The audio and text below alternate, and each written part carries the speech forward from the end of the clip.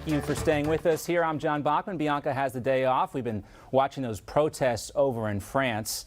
We'll talk more about that perhaps coming up. But we'll start in Canada today, where members of Ontario's Legislative Assembly want to create something called, and bear with me because it really is a mouthful, a quote, 2S LGBTQI+, and something safe zones to go along with that terminology. It happens to criminalize free speech as well. If you utter anything considered an offensive remark within 100 feet of these safe zones, you could face a fine of up to $25,000.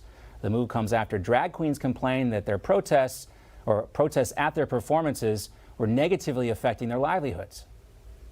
It enables the Attorney General to create a 2S LGBTQI+ community safety zone to prohibit within 100 meters of the property any homophobic, transphobic act of intimidation, threat, offensive threats, offensive remarks, protest, disturbance, and distribution of hate propaganda within the meaning of the criminal code. It also comes with it a penalty of $25,000 if prosecuted successfully. Wow. Well, thank God we have a First Amendment here in this country. The effort to criminalize speech, certain kinds of speech especially, is gaining strength here as well, thanks to the radical left. They're also very defensive about one of their favorite media outlets, NPR. NPR recently broadcast a story which included the actual sound of an ongoing abortion. NPR, which was accused of inciting violence by running a story about the trans community arming themselves, while also some of them were carrying signs that said trans rights or else, with pictures of guns on those same signs. Now, the White House is defending the, quote, independent journalists at National Public Radio. This after Twitter labeled NPR as state-affiliated media.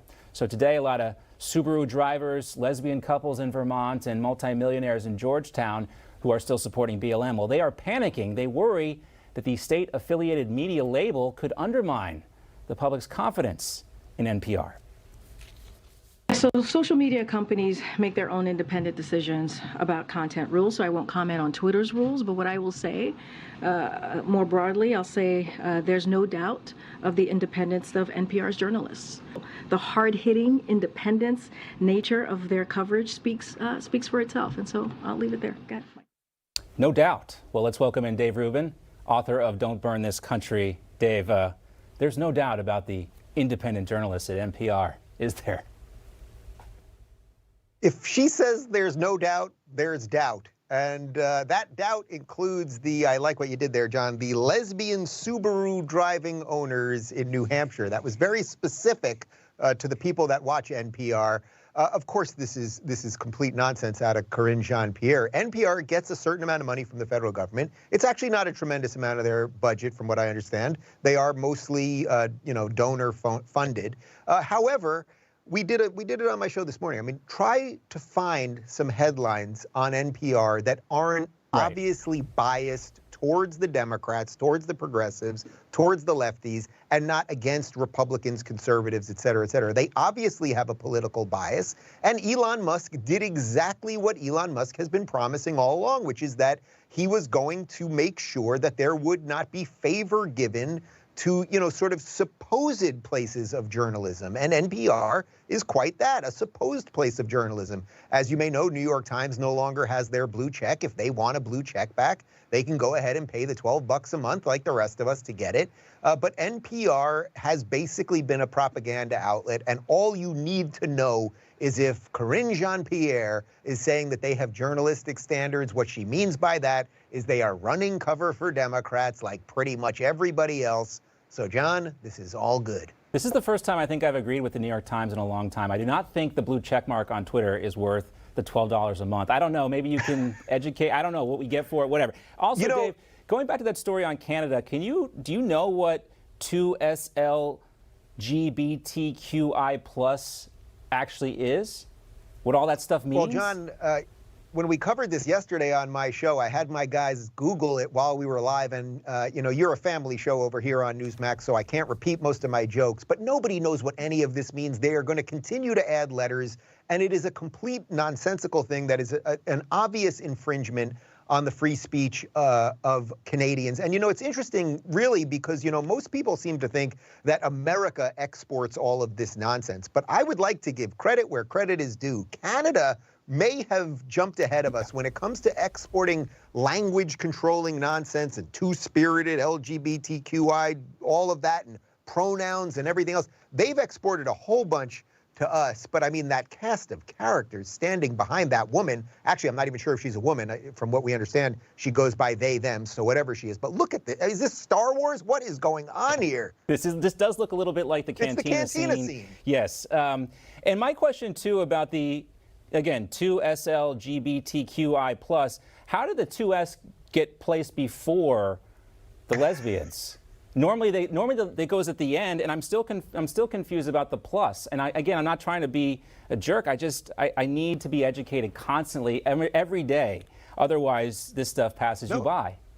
John, you're coming out as very pro-lesbian. You're standing up for lesbians, and old-fashioned lesbians need somebody to stand up for them. What happened to the old rugby-playing lesbian that just wanted to, drink a beer at the end of the day and be with her lesbian partner and not bother anybody? That's the lesbian that nobody had a problem with. Now they have these people dressing up like scary creatures so that they can do dances in front of children. And if you dare say something within X amount of yards of their center where they're doing these things, they want to have you arrested or fined. This is very consistent with a phrase that I often use, which is scratch a progressive and find an authoritarian. They really are unmasking themselves, which is ironic because several of them are wearing masks right now, as you show that. Yes. But I mean, there's a woman who looks like Cher there. There was a guy who looked like WWE wrestler Bret Michaels' trans brother. It's all very confusing. But know this, joking aside, all this really is a masked tolerance, which actually is an assault on the rights of Canadians. As I said, it's starting there, but it's coming here. So if you're watching that going, I'm in America, we have our First Amendment, don't worry about it, you should worry about it, because just give it time. Remember, it was, 7 or 8 years ago that a little-known Canadian professor known as Jordan Peterson was talking about gender pronouns and why that could become a major problem in society. Here we are.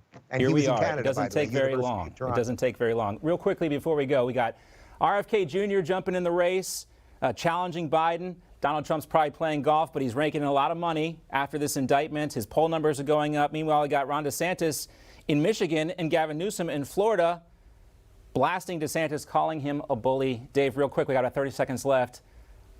What do you think about 2024 so far? Well, as far as Newsom, look, I'm a Floridian. We love reptiles here. We love lizards. We love iguanas, geckos, and snakes. We don't like lizard people. So that's one thing. I'm not happy with Newsom. Real quick on the RFK thing, what I think is interesting about this, and maybe it's because he's a Kennedy, so he says he has to run as a Democrat. I don't know what makes him a Democrat anymore.